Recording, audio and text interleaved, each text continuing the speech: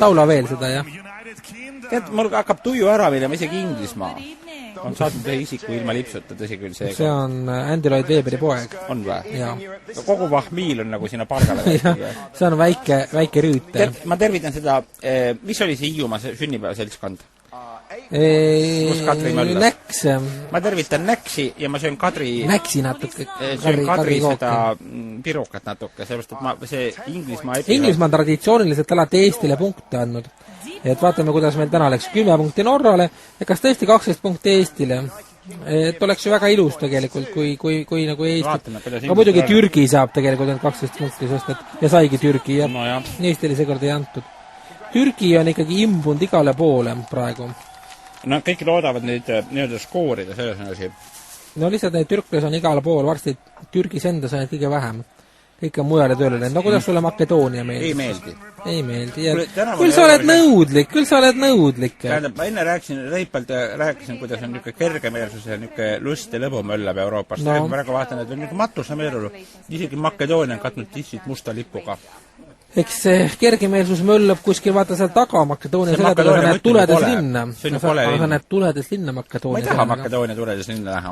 Igas toas möllab pahelisus. Aga lihtsalt sulle näidatakse niisugust, nunna. Kole naisterahvas on see. Tööliselt kole. Nii, ja vaata, Eesti on praegu Prantsusmaaga ühel pulgal. Mis pulk meil on, kus me oleme Prantsusmaaga? See, kus istuvad Sandra ja Patricia kaas kahekesi. Sulle see on 1, 2, 3, 8 koht praegu. 7-8 kohta jagame põhimõtteliselt.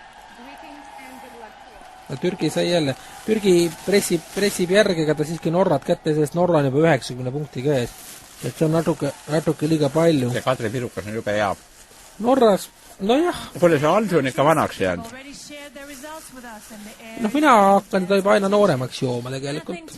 Et mulle tundub päris ilus juba. Et algul, kui ta tuli, ma olin päris kaine. Kes see isik on? See on ta turvamees. See peab olema.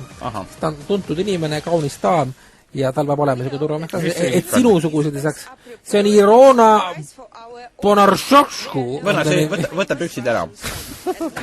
Tal ongi ära, kas sa ei näe? Lihtsalt kaamera võtab teda sealt maalt.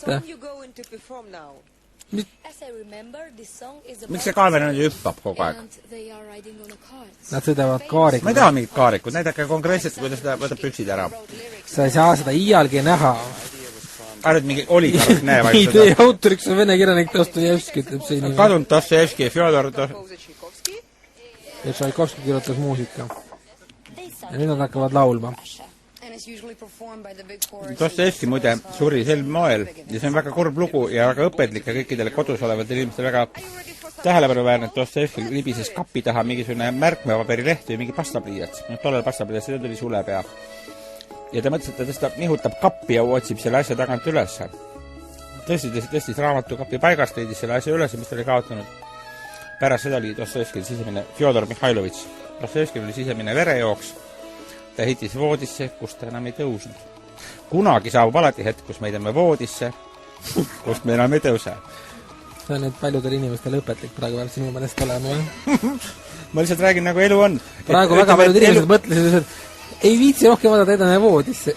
Ja kui nad kuulevad seda, mis sa praegu ütlesid, nad ei julge üldse enam magama minna. Ma tahtsin öelda tegelikult seda, et ärge kodus mis olukorras, ärge neid kappe tõstma tõtake. Paljugi, mis sinna taha kukub. Ega nad haisema ei lähe. Vaat kui surnud rott sinna taha või midagi, see on paha, ta haiseb. Aga pastakas ei haise. Nad on rasked asjad ja teil võib verejooks tulla. Et last kukuvad sinna mis iganes. Elu on kallim. Ja see Alsu on tõesti vanaks jäänud. Minu arust on ta ilus. Tähendab, ta on juba päris iluse kogenud. Naine ei ole enam plikake. Mulle väga meeldib. Ärme hakka vaidlema. Intelligentsed inimesed ei vaidle kunagi. Ta praegu müüvad CD-d ja DVD-d. Tüüpiline sõrmkübara mäng, mida vanasti mängid kadaka turul. Nüüd keegi hüüab saalist paar summat. Pakun nii palju, siis müüakse need maha. Tahaks arutada selle üle, et kellel tuli mõte korraldada Eurovisiooni? Ei, et kellel tuli mõte panna selle esimese viina sisse, mida me jäime panna Pohol. Ja selle viina sisse panna Jõhvikas. Miks nii? See on niimoodi säätud. Aga sa vastad küsimusele, mitte vastata. no aga kus mina tean kõiki neid tarku mehi. Mina ei kuulu nende klubi. Kuskil tarkade klubi ja ütleb, et paneme sinna Pohla ja sinna Jõhvika. Miks nii? Miks ei müüda turustata viina? Mis sa tahaks panna vaarika sinna või? Miks ei turustata paljast viina? Turustatakse ka paljast viina. See oli ikka paljas, kõik peab paljas olema. Naised võtku püksid maha, viin olgu paljas. Nii ei saa. Miks ei saa? See olla kaetud asjad. Miks ei saa, ma küsin kohe vastu. See on erootilisem tegelikult. Viin ei ole paljas, vaid tal on kas sinu meelest see Slovakki isik on erootiline? Jaa, vaata tal süda on paljas. Venena ütleks selle võtta, et ta on täiesti türastunud isik. Eesti on jällegi langenud paar kohta, peame tunnistama kurbusega. Aga Eesti sai 12 punkti Slovakkialt. Väga armas Slovakid. Eks teil süda natuke valutab selle vabadussamba pärast. Slovakid on Tšehhi põrgu pärast mures. Aga teie ei ole süüdi, te olete Tšehhide all. Teie peale piha ei kanna. Vaata. Karl Ristikivi sõber. See on Nikk. See on Nikk, jah. Vaata, tal on Karl Ristikivi kell käe peal. See mees on tabatud. Võtke ta kinni. Ei, mis ta tabada? Temaga tuleb intervju teha, ta tuleb viia Tartu kirjandusmuuseumisse ja panna kappi. Ja hoida seal teda. Jaanika Kroonberg, kui sa kuuled meid praegu. See mees tuleb mumifitseerida ja tema seest leiab Karl Ristikivi ja sellest saab nendest rakkudest saab teha uue Karl Ristikivi. Saab küll, jah. Vahepeal öeldakse seda, et Kentmanis on 2 purjus inimest, Mallorcal ju on 3 purjus inimest. Eesti sai 5 punkti Kreekalt. Ja väga armas, parooli parutakse. Paroolimees. Paada Momo Neeger juut. Läks Tallinnas Randa tänavas on purjust üliõpilane. Iiris juuakse väga armas. Iirimaal, kurat, Iirimaalt tuleb suhteliselt sõnumeid. Siin öeldakse, et kas järgmine aasta saab Velbaumi kohta infot. Ütlen seda, et järgmisel laupäeval, kullakas, et pange nüüd Tartus Hannides on 4 purjus inimest. Järgmisel laupäeval toimub luuledisko Ennu Ratas.